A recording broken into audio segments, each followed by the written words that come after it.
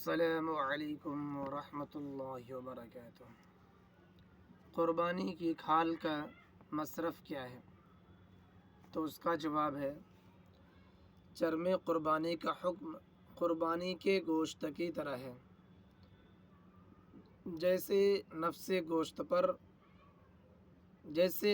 گوشت ہر شخص کو کھانا اور ہر شخص کو دینا جائز ہے، اسی طرح چرم قربانی بھی خود قربانی کرنے والا کا استعمال کرنا یا کسی کو بھی بعینہ کھال دے دینا جائز ہے۔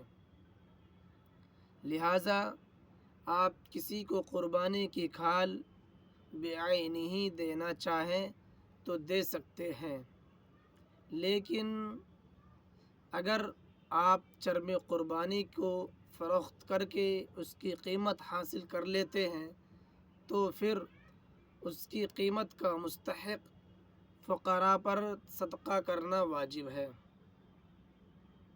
مگر صدقات واجبہ اپنے اصول و فروع کو دینا جائز نہیں۔ اصول کا مطلب یہ ہے کہ اپنے باپ، دادا، پردادا، دادی، پردادی وغیرہ، اسی طرح